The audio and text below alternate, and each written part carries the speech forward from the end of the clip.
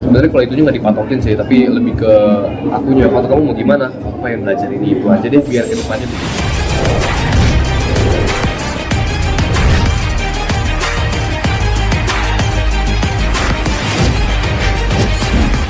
Dekat, yang kita udah bonding, kita udah saling tahu satu sama lain. Jadi seru, nggak begitu pressure dan nggak begitu kaku. Karena chemistry kita juga udah asik gitu ya. Jadi cukup bersyukur karena kebetulan sama mereka orang. Dan ya menurut aku ini apa ya, hal yang seru gitu, proyek yang seru dimana aku bisa mengekspresikan diriku yang sebenarnya, walaupun kadang-kadang ada beberapa momen yang keterlaluan dan aku ngerasa kayak malu, aku nggak seharusnya begitu. Tapi ya so far aku enjoy, seru dan menyenangkan. Momen apa aja tuh yang harusnya kayaknya nggak boleh tuh ada di kamera? Yang paling aku inget ketawa sih. Karena ketawa aku ngerasa terlalu too much gitu, over. Karena tuh ulahnya si Mohan atau nggak si Fatu, sebenarnya lucu banget. Jadi aku jadi receh. Sampai-sampai aku ketawa terlalu over. Bahkan aku ngerasa kayak aduh malu banget. Nggak usah dilihat sama teman-teman semua. Ketawa aku kayak sedih. Mungkin bicara karir, series keberapa atau mungkin awal mula karir lu tuh gimana? Awal mula karir aku? Ini udah ke yang keberapa mungkin proyeknya? Jadi ya, aku tuh pertama join dunia ini entertain itu di 2022 awal. Sebenarnya aku jadi VJ, jadi host di acara musik namanya Bucin. Nama acaranya Bucin, habis itu aku film, dan setelah itu aku ada mega series atau stripping. Setelah itu aku ada satu episode web series juga, baru deh Bodyguard. Jadi kurang lebih ini kelima ya. Tapi awal mula ketertarikan lo di dunia seperti ini entertain dan orang diri sendiri atau mungkin ngelihat latar belakang family ya. Sebenarnya dulu sempat disuruh gitu, kecil ya waktu SD ini kita bicara. Habis aku nggak mau, bahkan waktu TK sempat ya, kita coba iklan ini castingnya. Cuman aku nggak mau, aku nggak tertarik, aku malu, aku pressure pas depan kamera ngomong kayak begini. Tapi time goes by, pada saat aku mau masuk SMA, COVID-19 kan ada pandemiknya. Aku ikut mama aku syuting dan aku ngerasa enjoy, aku ngerasa seru juga ya. Aku coba casting di beberapa tempat sampai akhirnya banyak yang terima dan diterima, akhirnya di film. Responnya gimana akhirnya kamu tertarik untuk di dunia entertainment? Kenapa aku bisa tertarik? Respon dari orang tua gitu. Akhirnya kamu mau yang awalnya nolak. Mereka karena mama papa nggak pernah nge-push aku lagi setelah aku nolak waktu kecil itu, nggak pernah di-push, nggak pernah disuruh untuk mencoba lagi. Tapi akhirnya aku yang minta, mah boleh nggak coba gini. Mama langsung kayak oke, ini mau bantu. Mama dengan antusiasnya mau bantu aku, papa juga. Jadi mereka nggak curah begini begitu, nggak nge-force aku buat melakukan ini melakukan itu. Cuman aku diajarin apa yang harus dilakukan. Dan juga itu semua atas kemauan aku sih. Mereka alhamdulillah support aku. Mungkin perjuangan kamu seperti apa sih dari nol kan ya? Tapi kamu dapat ada sedikit privilege ya dari nama family seperti itu ya? Dibilang privilege pasti ada ya, karena impossible banget enggak. Cuman aku nggak menggunakan itu sebagai apa-apa ya.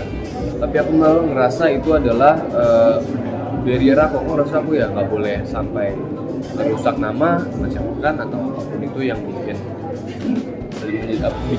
itulah, Cuman dari nol ya, aku ngerasa itu membantu nama aku Syah ini membantu aku di saat casting mungkin lebih dilihat atau juga dapat kenalan ya. Berarti bisa coba ikut casting ini, coba ikut casting itu. Cuma tetap aja aku ikut audisi, bukan berarti enggak, oke? Aku nggak ujuk-ujuk masuk sana masuk sini, enggak.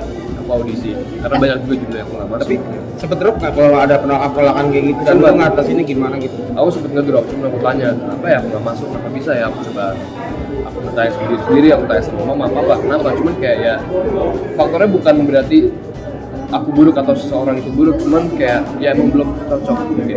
Jadi aku nanggepin kayak oke, mungkin in another time aku bisa dapat gitu. Jadi aku positive thinking. Buat kamu beban berat nggak sih nyandang nama Syah? Buat kamu nih pribadi agak berat nggak nyandang nama? Ya berat di saat itu aja sih, mungkin aku harus jaga ya. Aku nggak boleh aku aneh-aneh. Maksudnya benar-benar ya I gotta protect the name dan aku harus berusaha sebaik aku. Itu sih. nggak ada di pikiran aku. Mama Papa sendiri mungkin ngasih pesan nggak sih kamu yang terjun ke dunia entertain ini? Pasti dong. Jadi orang tua kan nggak mau anaknya aneh-aneh ya. Iya kan orang tua bunda-bunda papi-papi. Yang dititipin apa gitu yang Paling sibuk pergaulan sih. Pergaulan terus juga ya intinya pergaulan sama bersikap itu sih dua.